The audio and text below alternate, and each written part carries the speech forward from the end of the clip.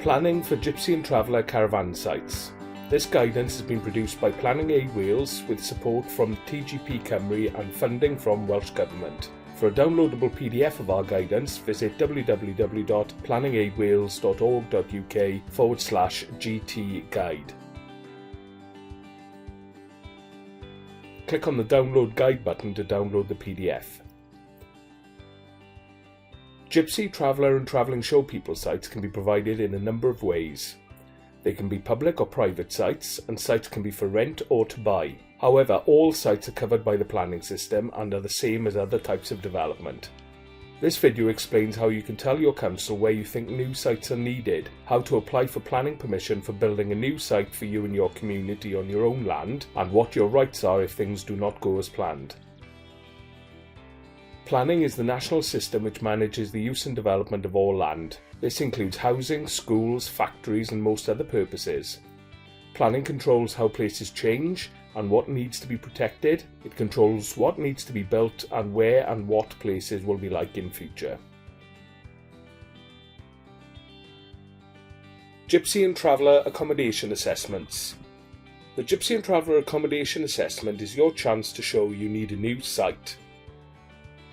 There are 25 local planning authorities in Wales. These are normally county councils, but include the 3 national parks.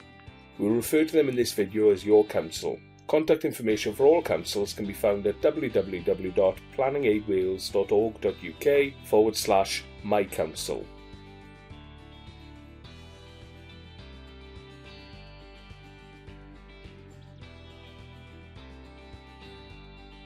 Your council needs to know what people want. For example, to own sites or to rent a site. They need to think about the people that live in your area as well as those that are passing through. The council must carry out a Gypsy and Traveller accommodation assessment, and it should happen every 5 years.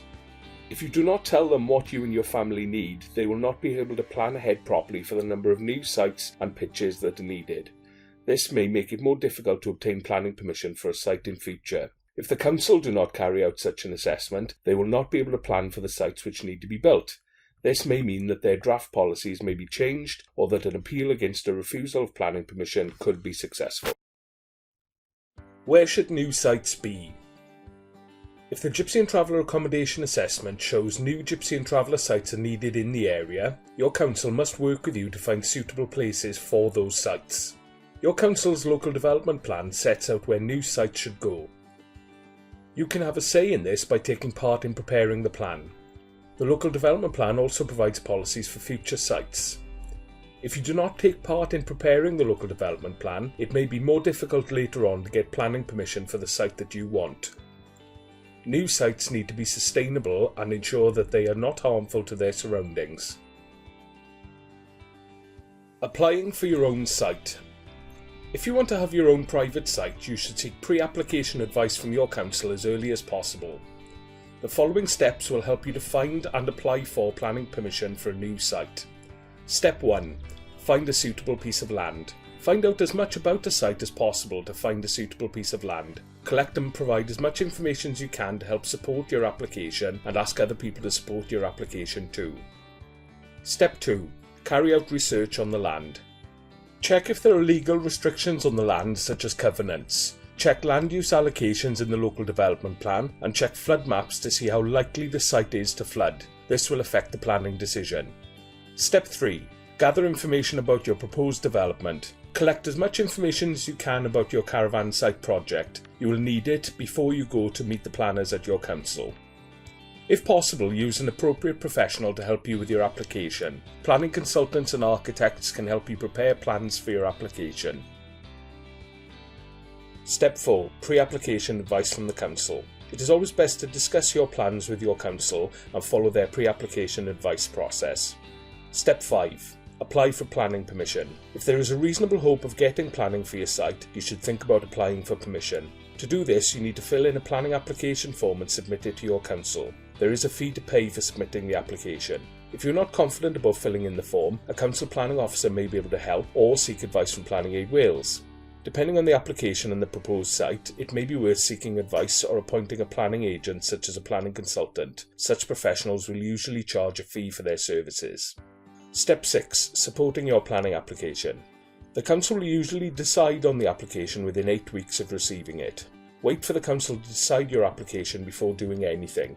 You must not pull onto the site until planning permission has been given. You can ask other people, such as a local councillor, teacher, health visitor or neighbour, to write to your council to support your application.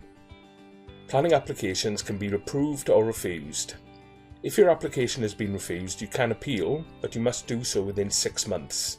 You can challenge a decision in the High Court, but this should always be a last resort. High Court challenges can be very expensive, and you could be liable for the opposing party's costs if you lose your case. You should always seek appropriate legal advice on this matter before considering this route.